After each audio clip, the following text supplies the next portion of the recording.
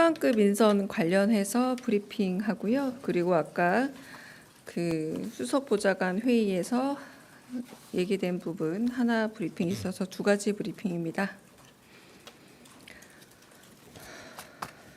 네, 55분에 시작하기로 했지만 조금 10초만 먼저 시작할게요. 강유정 대변인입니다. 이재명 대통령이 오늘 차관급 인사를 단행했습니다. 먼저 국방부 차관은 이두희 전 육군 미사일 전략 사령부 사령관입니다. 제28 보병 사단장, 국방부 정책기획관, 제1군단장, 미사일 전략 사령부 사령관 등 야전과 정책부서를 두루 거친 국방 전문가로서 온화한 리더십과 소통 능력을 겸비했습니다. 변화하는 전장 환경에 대응하고 한미동맹에 기반한 전방위적 억제 능력을 확보할 적임자입니다.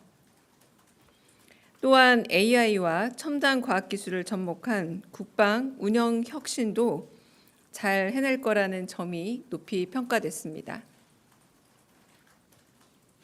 보건복지부 1차관은 이슬한 보건복지부 사회복지정책실장입니다. 보건복지부 내에서 연금재정과장, 연금정책과장, 연금정책관 등을 거친 대표적 연금 전문가입니다. 연금 외에도 의료정책팀, 건강정책국 등을 두루 거치며 다양한 분야에서 전문성을 발휘해온 인재인 만큼 위기 속에서 서로를 지키는 든든한 사회 안전망 마련이라는 대통령의 국정 철학을 구현할 적임자로 평가됩니다. 환경부 차관은 금한승 국립환경과학원 원장입니다. 환경부에서 30여 년간 근무하면서 기후 탄소 정책실장, 탄중이 사무차장, 기후변화 정책관, 정책기획관 등을 두루 역임했습니다.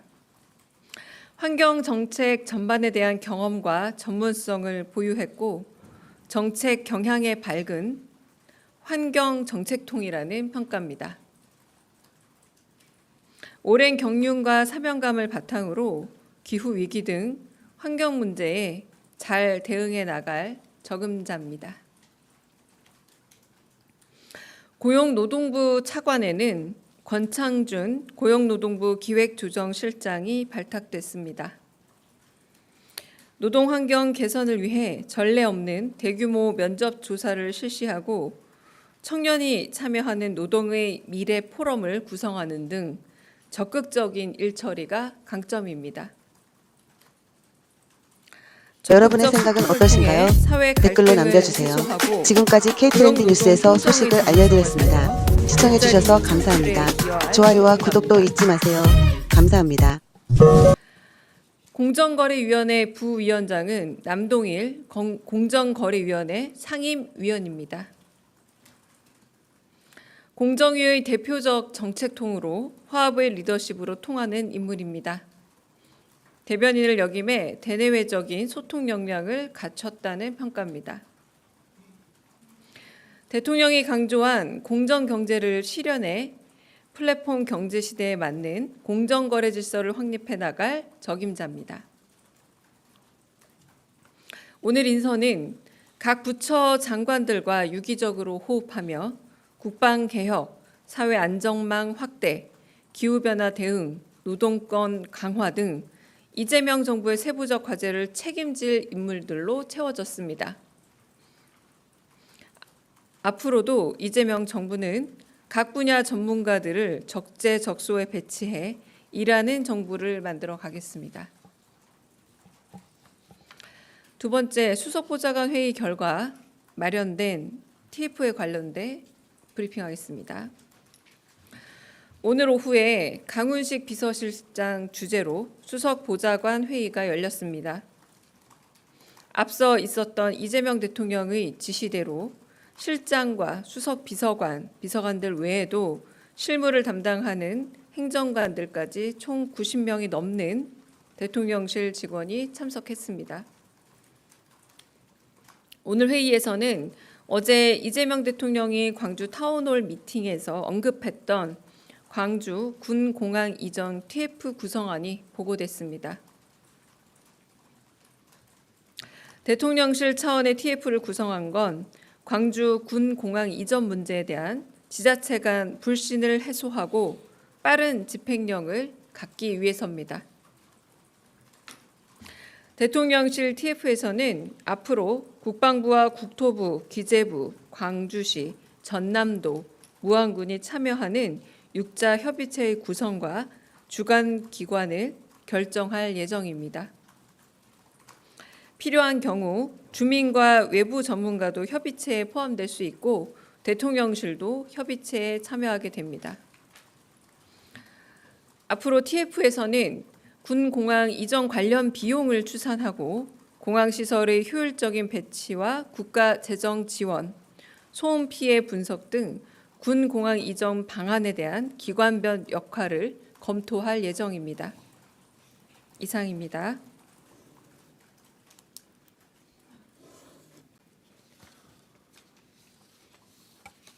네, 혹시 질문 있으면 질문 받는데요. 아직은 KTV 외에는 영상은 정리하도록 하겠습니다. 네, 질문 있으시면 질문 받겠습니다. 네. 네, 서울신문의 박기석입니다. 네. 광주 군공항 이전 TF의 그 좌장이라고 해야 될까요? 그 리더는 누구인지 좀 궁금합니다. 지금 국토비서관실이 간사를 맡고 있고요. 국방비서관실과 자치발전비서관실, 갈등조정비서관실로 구성이 되어 있습니다.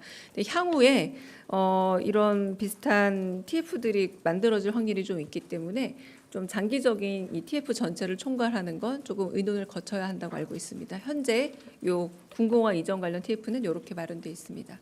네. 앞에 마이크 좀 전달해 주세요. 네. OBS 최현성인데요. 비슷한 TF가 만들어질 거라는 건 이런 갈등 사안들에 대해서 대통령님께서 앞으로도 계속 좀 개입을 하시면서 조정력을 하시겠다는 의도이신지 여쭙고 싶습니다. 네, 일단은 개입이라기보다 개입이란 용어는 적절치 않은 듯합니다. 꼭 그 중앙 정부가 힘을 좀 더 보탠다거나 대통령실이 굳이 갈등 조정에 들어갈 필요가 없는 문제는 가지 않아도 되겠죠. 그러나 꼭 필요한 부분, 가령 10여 년이 넘도록 지금 이 문제처럼 좀 복합적인 문제가 관련되어 있을 때에는 아마 어제처럼 타운홀 미팅 형식 같은 것들이 계속이 되고 거기서 직접적으로 민원을 청취한 다음 그래서 사회적 갈등 구조에 있어서 해결에 대통령실의 도움이 필요하다고 생각이 하면 만들어질 확률이 있다라는 거고요. 이거는 어디가 만들어질 예정이다라기보다 그런 경우 타운홀 미팅도 계속될 확률이 있고 그렇다면 만들어질 가능성도 있다 정도의 가능성으로 보시면 맞을 듯합니다. 네. 네. 네, 한국경제TV 전범진입니다. 지금까지 몇 차례 차관 인사가 이루어졌는데 사실 보통 이제 과거의 정권들의 사례를 보면은 장관 인사가 임명이 되고 그 이후에 차관 인사가 따라오는 사례가 좀 있지 않았습니까? 그래서 지금 후보자로 뭐 모든 부처는 아니지만 오늘 지명되신 분들 중에서도 이제 장관 후보자가 있는 부처들이 있는데 그 후보자들과 교감이 있었는지 그리고 뭐 아직 후보자이기 때문에 없었을 수 있지만 그렇다면은 이제 좀 그 장관들이 직접 인사권을 행사해서 좀 정책을 추진하는 수월성 측면에서 좀 어려움이 따를 수 있다라는 그런 우려에 대해서는 대통령실은 어떤 입장인지 궁금합니다. 일단은 첫 번째 질문에 대해서는 인사에 관한 하는 이재명 정부의 원칙이 있겠죠. 그리고 그런 방면에서 실질적인 장관 인사들과 그리고 이제 차관 인사들 검증이 거치고 난 이후에 지금 발표하고 있다고 말씀드릴 수 있겠습니다. 두 번째 질문은 제가 약간 이해하기가 좀 어려운데요. 뭐 장관 지명 후보자들과 교감이 있었냐는 얘기라고 이해하면 되겠습니까? 있었는지 그리고 혹시 없었다면은 뭐 사실 아직 후보자 신분이기 때문에 없었을 수 있는데 그렇다면은 이제 장관들도 이제 본인들과 같이 일할 차관들을 임명할 수 있지 임명에 대한 목소리를 낼 수 있는데 그러지 못함으로써 이제 좀 국정과제 추진이나 이런 거에 있어서 어려움을 겪을 수 있지 않나 뭐 그런 얘기가 관가에서도 나오곤 하더라고요. 그래서 그런 거에 대해서 어떻게 어떤 보시는지. 관가에서요? 이제 세종 관가. 세종 관가에서요? 예. 어떤 부처에서요? 그거를 제가 말씀드리기는 좀 어렵죠. 제가 말씀드리기 어려운 네네. 부분이고 일단은 인사 문제에 대해서는 인사권자의 고민과 여러 가지 상황 판단 있지 않았을까라는 생각이 들고요. 장관은 제가 알기로 아직 후보자로 알고 있습니다. 내정자고 인사청문회도 거쳐야 하는 걸로 알고 있기 때문에 그 부분에 대해서는 제 판단에는 확인해 볼 여지도 별로 없을 것 같긴 한데 한번 확인은 해보겠습니다. 네, 저 매체가 어디신지 좀 네. 안녕하세요. 오마이뉴스 이경태 기자입니다.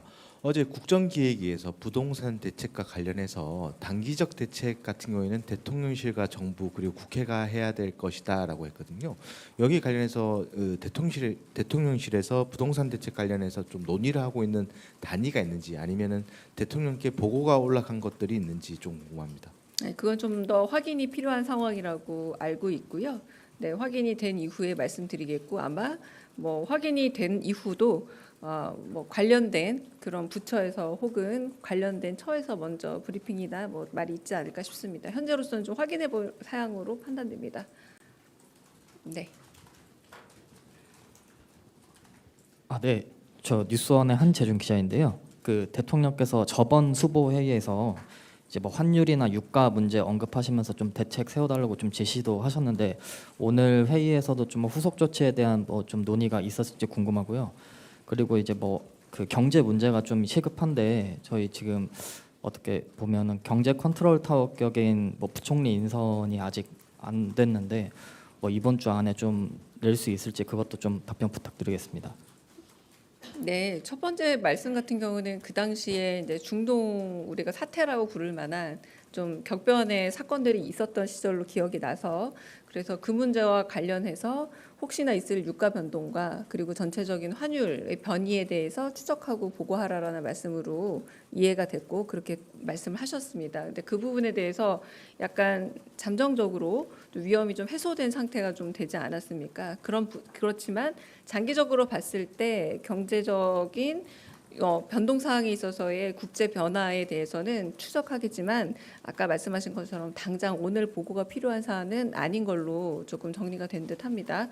그리고 두 번째 같은 경우는 경제부총리뿐만 아니라 남은 내각에 대해서는 지금 빠른 속도로 지금 점검 중이고 그리고 한편으로는 그 내부적으로도 좀 살펴보고 있는 상황이라 그래도 너무 늦지 않은 선에서 아마 인선 발표, 내정자나 혹은 후보자 발표가 있지 않을까 생각은 하고 있습니다. 이것도 역시 구체적인 일정이 만들어지면 그때 공지를 하는 걸로 하겠습니다. 네, 먼저 하고 다음에 드리겠습니다. 네. 네, 안녕하세요. 저 KBS 방준원인데요. 그러니까 어제 그 타운홀 미팅에서 로스쿨이랑 사법시험 얘기가 나왔는데 대통령께서도 점심에 이렇게 식사를 하시다가 얘기가 나왔다고 말씀을 하셨는데 어떤 맥락에서 말씀하셨는지 좀 궁금하고요. 그리고 대통령님이 어제 검토도 말씀을 하셨는데 혹시 이후에 조금 후속으로 조치가 된 게 있는지 좀 궁금합니다.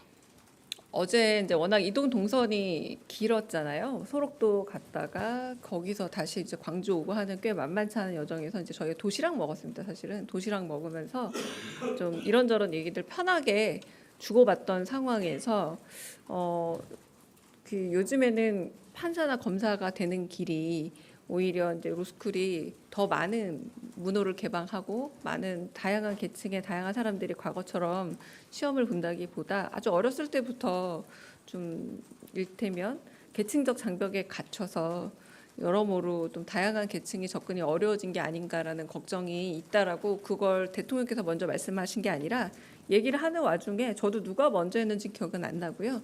좀 얘기가 주제가 흘러갔습니다. 점심 먹으면서 막 회의를 한 건 아니었거든요. 근데 거기에 참석했던 이제 전하 정책실장이나 모두 좀 그런 측면이 있는 것 같다. 듣기로는 로펌에 들어가고 할 때도 상당히 좀 여러 가지로 현실적 제약들이 있는 모양이다. 이런 얘기들을 이제 서로 들은 정보 차원에서 약간의 이야기를 주고받았고 마침 어제 타운홀 미팅에서 사법제도 부활에 대한 민원이 있었잖아요. 그래서 그 말이 아마 그 점심때 나눈 이야기를 환기를 하게끔 해드린 것 같습니다. 근데 그 부분에 대해서 어제 또 대통령께서 하신 말씀이 있죠. 이런 거는 제도적이고 정책적인 부분이기 때문에 바로 어떤 변화를 말하는 건 쉽지가 않다. 그러나 그런 부분에 있어서 조금 그 음서제 같은 영향이 있는 것은 아닌가 좀 걱정은 된다라고 말씀을 하셨기 때문에 방금 말씀하신 것처럼 즉시 검토가 이루어질 사항으로 파악하진 않았고요. 하지만 그런 부분에 있어서 좀 아쉬움은 있다 정도의 의견을 밝힌 것은 맞다고 할 수 있을 것 같습니다. 네, 마지막 질문. 여기 질문 네. 먼저 받고 하겠습니다. 네. 안녕하십니까. 뉴스웍스 이한익입니다. 어제 타운홀 미팅에서 대통령께서 전국적으로 지역 주택 조합 문제가 심각하다고 하시면서 대통령실 차원에서 실태 조사를 지시했다고 하셨는데 어떻게 진행되고 있고 어떤 조치가 이루어지고 있는 건지 궁금합니다. 네, 그 문제는 사실상 대선 후보 시절에서 경청 투어를 할 때도 어딜 가나 꼭 한 분씩 그 문제들에 대한 좀 토로가 있었습니다. 어느 지역에 가나 한두 분씩 꼭 그렇게 계약서를 들고 와서 지금 여러 이제 분양에 있어서의 문제가 있다라는 걸 좀 파악하신 상태였기 때문에 지금 전수조사 내지는 그런 부분에 대해서 정책실장에게 지시한 상황이고요.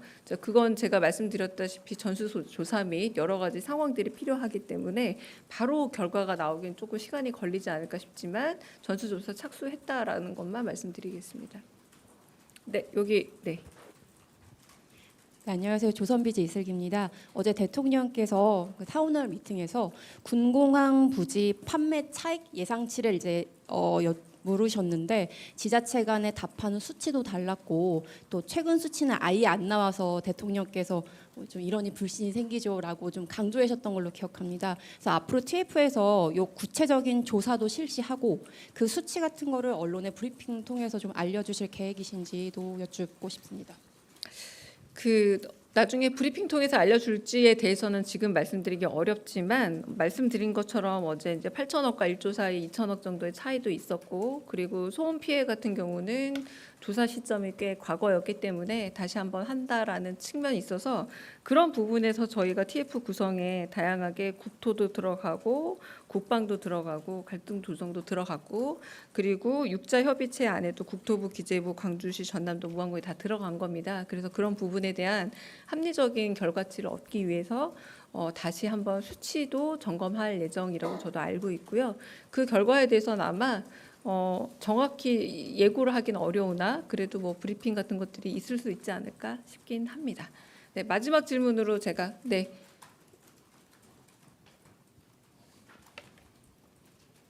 네, 대변인 뉴시스 김경록입니다. 네. 어제 김민석 국무총리 후보자에 대한 인사청문회가 끝났는데요. 하지만 보고서 채택은 이루어지지 않게 됐습니다. 국민의힘에서 계속 보이콧을 하고 있는데 이런 상황을 대통령실에서는 어떻게 바라보고 있는지 한 말씀 여쭙습니다. 그리고 질문 하나 더 드리면 생중계라서 외교 사안을 여쭤도 되는지 모르겠는데요. 그거는 좀 이따가 다시 물어보시면 어떨까요? 네. 외교 사안은 어떤 사안이라도 외교나 안보 문제는 지금 생중계되는 백불에서는 대답이 어렵습니다. 네, 다시 제가 이따 카메라 끄고 그거는 안보나 보안에 대해서는 보시는 분들도 오해 없으시게 요거는 하기 어렵다라고 미리 말씀드리겠습니다. 오늘 시정연설에서도 추경에 관련된 얘기를 하면서도 결국 여야의 합의에 의한 그리고 여야의 협조가 결국은 당정 협의를 넘어서서 굉장히 어려운 경제 상황과 민생고에 그 물줄기를 트는 데 있어서 큰 힘이 될 수 있다라는 내용과 요지를 갖춘 시정연설이지 않았습니까? 그런 부분에서 일단 그 총리 후보자에 대한 그 인사청문회 채택 보고서에서도 반영이 될 수 있는 내용이라고 생각을 하고요. 그럼에도 불구하고 일단 인사청문회 결과에 대해서 조금 숙고가 있을 거라 생각하고, 네, 어쨌든 여야의 그 일종의 합치 내지는 협의된 의견을 좀 저희는 촉구하는 바이긴 합니다. 네. 아까 질문, 네, 마지막 질문 듣고 네, 정리하겠습니다. 네, 프레시안 박정현입니다. 그 대통령께서 어제 광주에서 타운홀 미팅을 하시고 오늘은 시민들이 있는 골목 식당에서 식사도 하셨는데요. 그 전격적인 대민 소통을 이어가시게 된 배경이 좀 궁금하고, 또 오늘 여론조사 결과 보면 국정 지지율이 62%를 기록했는데 어떻게 보셨는지도 궁금합니다. 네, 이재명 대통령께서는 취임 당시보다 더 지지율이 높은 대통령이 되겠다라는 포부를 밝히시기도 했습니다. 그리고 한편으로는 공약으로 내세운 부분에 대해서 하나하나 그 점검해 가면서 좀 이룰 수 있는 부분들은 속도가 맞게 이루겠다라고 지금 계속 표방하고 계시고요. 무엇보다 오늘 시정연설은 다름 아닌 민생과 경제를 살리기 위한 추경 예산에 대한 국회의 도움을 요청하는 자리였습니다. 근데 무엇보다 이 추경을 통해서 결국 활성화되는 것은 소비력이 높은, 그러니까 받은 지원금을 대부분 소비에 쓸 수밖에 없는 시민들, 평범한 서민들이 훨씬 더 혜택을 보고 그로 인해서 경제 활성화의 마중물이 될 수 있다라는 의미고요. 그래서 골목 식당에 많은 서민들과 시민들이 찾는 그런 노포 식당을 찾아서 이제 예고 없이 가셨습니다. 이제 경호 인력들이 대거 원래 움직여야 하는데 최소한의 경호 인력만과 함께 식사도 하시고 커피 혹은 이제 후식을 드시면서 좀 이런 방식으로 골목 식당 혹은 골목 경제가 활성화되어야만 이게 마중물이 돼서 경제가 살 수 있다는 그런 시그널로 보시면 될 것 같고요. 그래서 국회 도움도 요청했지만 한편으로는 그 몸소 조금 이런 표현도 하셨는데요. 그러니까 좀 집들이 인사 오듯이 이 용산에 오신 만큼 이 주변에 상인들을 직접 찾아뵙고 인사를 드리고 싶었다라는 말씀도 있었습니다. 여기까지 하고 혹시 카메라 이제 꺼지면 아까 질문 받도록 하겠습니다. 여러분의 생각은 어떠신가요?